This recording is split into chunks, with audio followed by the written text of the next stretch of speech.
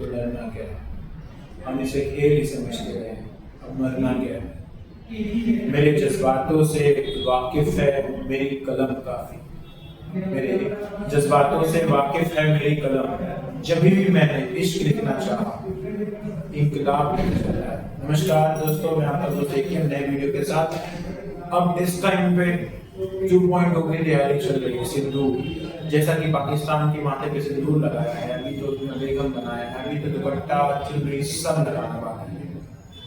जिस तरीके से कायराना हरकत करके उन्हें लगा था कि यहाँ की मिट्टी पे जाति पूछ के धर्म पूछ के मार दिया जाएगा और हमारी बहनों को बेटियों को विवाह कर दिया जाएगा और सरकार चुप रहेगी, तो लोग आ गए दरवाजे पे, खोलो बचाओ भागो सलवार पहनो।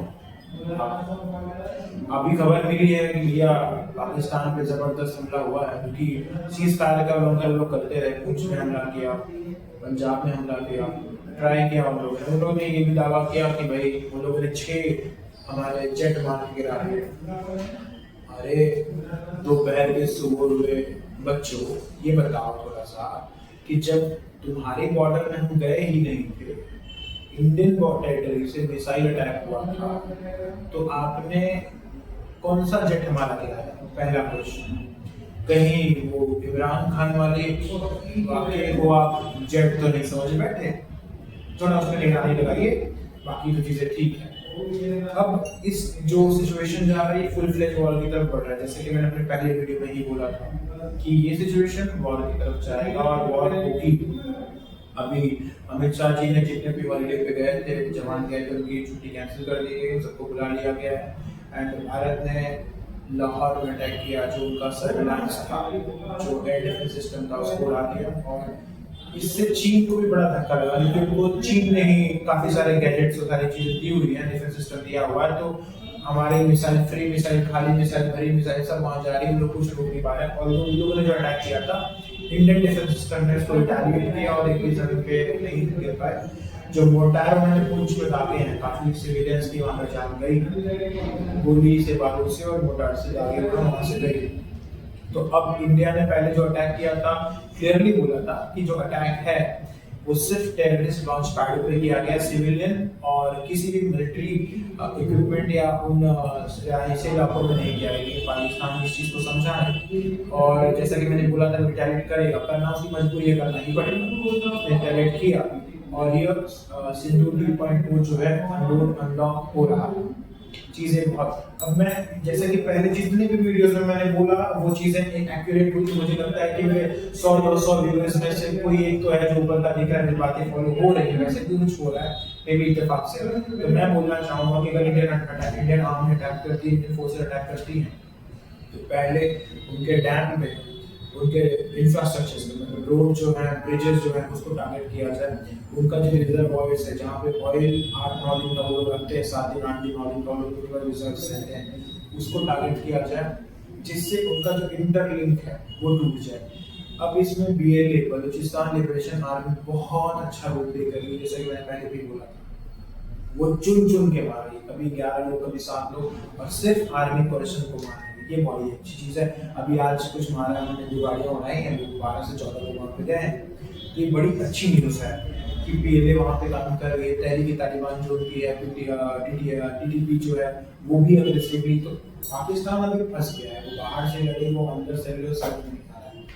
अब मजा कब आएगा जब इंडिया की कुछ मिसाइल, छोटी मोटी मिसाइल जो है और कुछ हथियार जो है चोरी हो जाए, और वो चोरी होके इनडायरेक्ट तरीके से बलूच आदमी को मिल जाए। समझ रहे हैं क्या कह रहा हूं? तो मजा क्या आ जाएगा ना कि हमारा जो बॉर्डर है ना, वो अफगानिस्तान से मैच हो जाएगा। ठीक है, ये सिचुएशन बन सकता है अगर ऐसा कुछ हुआ। अब जो अटैक्स इंडिया कर रहा है वो इस तरीके से प्लान अटैक है। पहले उनको ना मारो, पहले वो मारो जो कि उन्हें बनाने के लिए लिंक उनका टूट जाए, अलग अलग स्टेट्स पे कवरेजेस है उड़ा दो। डिफेंस सिस्टम का समझ में आ गया कि वो लोग रिटेलिएट कैसे कर सकते हैं, बकवास है। उनके ब्रिजेस उड़ाना जरूरी है, रिजर्वायर उड़ाना जरूरी है। उसके साथ साथ जो आर्म्स डेपो है जहाँ पर एमिनिशन वो इकट्ठा करें उसको, फिर उनकी रेलवे पट्टियों को और उसके साथ साथ रेल पट्टियों के साथ साथ जो हवाई अड्डे हैं उनको उड़ाना। कोई काफी ज्यादा सुने आया कि इंडिया ने अटैक किया वहाँ पे। हालांकि पाकिस्तानी जो चीजें कर रहा है कि अटैक किया वो इसलिए बार बार न्यूक्लियर चीजें इसलिए बोल रहा है जिससे वर्ल्ड कम्युनिटी आए, इंटरवीन करे, इंटरफेयर करे और ये युद्ध रुके। क्योंकि उनको कहीं ना कहीं उनको भी पता है कि उनके पास लड़ने के लिए हथियार नहीं है, उनके पास फंडिंग के लिए पैसे नहीं है, वो ज्यादा से ज्यादा 4 दिन सर्वाइव कर सकते हैं, उससे ऊपर उनकी औकात नहीं है, फिर उनको बोझ आ जाएगा। हम उनसे 10 गुना ज्यादा है, तो हम तो काफी अच्छा सर्वाइव करेंगे, वो इशू नहीं है। लेकिन जो बात का मगजमारी जो हो रहा है ना हमारे साथ में, रोज अटैक इस बार इसको फाइनल थोड़ा सा दबा लाएगा, हम छीन लिया जाएगा। लेकिन इस बार कुछ अच्छा, कुछ स्ट्रॉन्ग की जरूरत है। तो इस तरीके से जब पहला अटैक हुआ, ये अटैक के बाद फिर आर्मी का और एयरफोर्स का इनका जो लिंक होगा, एक ही मीडियम बचेगा समुद्र के रास्ते, वहां विक्रांत और ये सब चीजें अवेयरनेस विक्रांत को बैठा रखा है एयरफोर्स के थ्रू, हमें टारगेट करना इजी हो जाएगा। अब ये सब प्लानिंग वहां पे हो रही होगी ऑलरेडी, लेकिन मुझे लगता है कि एज अ सिविलियन जो मेरा दिमाग चल रहा है, जो मुझे लगता है वो मैं आप लोगों को बोल दूँ। और ये चीज़ अगर कहीं से शेयर होके, वीडियो ज़्यादा से ज़्यादा शेयर होके अगर ऊपर कहीं पहुंच जाता है, इसमें से एक कड़ी भी ऐसी हो जाती है जो काम किया जाती है तो अच्छी होगी। अब बीइंग अ सिटीजन जो मैं हेल्प कर सकता हूँ, वो मेरा दिमाग चला सकता हूँ और भी चीज़ें कर सकता हूँ मैं, तो मैं करने की कोशिश कर रहा हूँ।